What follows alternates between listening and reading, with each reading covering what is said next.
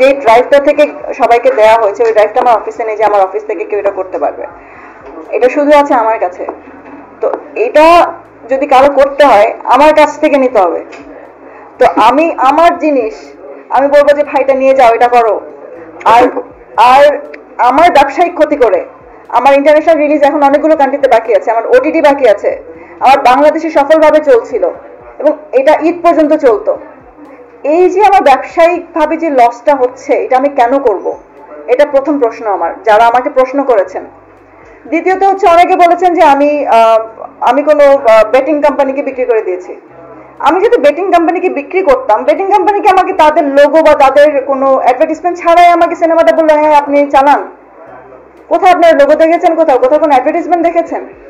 আমি তো পাইনি ভাই, আমি যেগুলো আমার নজরে এসছে আমি পাইনি।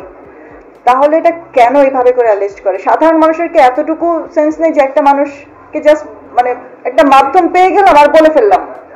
তো এগুলো তো আসলে ডিফেম করা একজনকে, এটা একটা কোম্পানিকে ডিফেমেশন, এটা তো আসলে উচিত না। না জেনে একটা কথা বলা, না বুঝে একটা কথা বলা।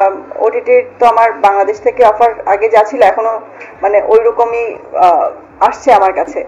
তবে আমরা যেই জায়গাগুলোতে ট্যাপ করতে চেয়েছিলাম মানে স্লোলি যাচ্ছিলাম সেই জায়গাগুলোতে বরঞ্চ আমার মনে হচ্ছে যে আমরা খুব মানে আমরা নেটফ্লিক্সের সাথে কথা বলেছিলাম, নেটফ্লিক্স বেশ আগ্রহের সাথে আমাদের সাথে কথা বলছে এটা নিয়ে।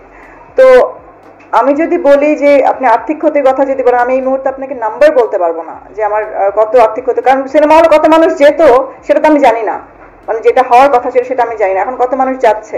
তবে একটা জিনিস, একটা দেশে একটা নতুন সিনেমা আসার পর, একটা মানে ঈদের সিনেমা আসার পর মানুষ মানে কতদিন দেখে সিনেমা হলের ভিড়টা থাকে আপনার প্রথম 1 মাস, তো তারপর এমনিতেই একটু কমে যায়। তো আমরা হয়তো বা সেই কমের মধ্যে থেকে একটু কম হয়েছে, বাট ইন্টারন্যাশনালি এখনো কিন্তু ভালো যাচ্ছে। আপনারা যদি আমাদের লাস্ট রিপোর্টটাও দেখেন এখনো অনেকগুলো দেশে মুক্তি পায়নি, এবং তারা এত পাইরেসির পরেও, এত কপি এইচডি কপি চলে আসার পরেও তারা কিন্তু মুক্তি দিচ্ছে। এবং তারা বলছে এটা নিয়ে তাদের কোনো মাথা ব্যথা নেই, কারণ এটা এমন একটা সিনেমা না যে আপনি একটা মোবাইল দেখলেন হাতে নিয়ে বসে দেখবেন ছোট্ট স্ক্রিনে। এটা ছোট স্ক্রিনে সিনেমা দেখার মতো সিনেমা না, এটা সিনেমা হলে গিয়ে দেখতে হবে, এবং সিনেমা হলে না দেখলে এই সিনেমার যে আসল যে মজাটা সেটা কেউ বুঝবে না। কারণ এটার মানে বিজিএম থেকে শুরু করে এটার ভিজুয়াল থেকে শুরু করে সবকিছুই ডিফারেন্ট। তো এটা সিনেমা হলের সিনেমা, আর এটা দর্শকের সিনেমা হলে গিয়ে দেখতে হবে। আপনি মোবাইল ফোনে দেখবেন, আপনি এটার সাউন্ডই বুঝবেন না, আপনি এটা মজাটা, কারণ এটা অনেক ডিফারেন্টলি বানানো হয়েছে। আপনারা যারা এটা দেখছেন, যারা পাইরেটেড ভার্সনটা আপনাদের ফোনে দেখছেন বা আপনাদের ঘরে বসে টিভিতে দেখছেন, সবাইকে বলবো যে এটা আসলে ঘরে বসে ফোনে বা টিভিতে দেখার মতো সিনেমা না। আপনারা হলমুখী হন, হলে যান, হলে গিয়ে সিনেমাটা দেখুন। এই সিনেমাটার আসল যে জিনিসটা এটা আপনারা ওইখানে গিয়ে উপভোগ করুন, সিনেমা হলে যেয়ে উপভোগ করুন। কারণ এটা পাইরেসি যতই হোক না কেন, আপনারা সেই দিন শেষে আপনারাই দর্শক, আপনাদের জন্য সিনেমাটা বানানো।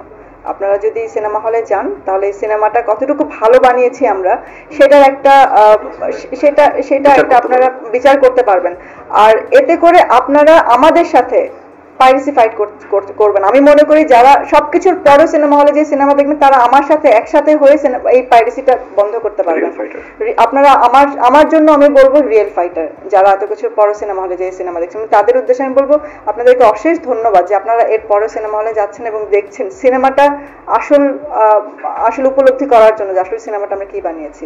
এবং আপনারা আমাদের পাশে থাকুন, পাশে থাকলে আমরা আরো ভালো ভালো সিনেমা নিয়ে আসবো আপনাদের জন্য।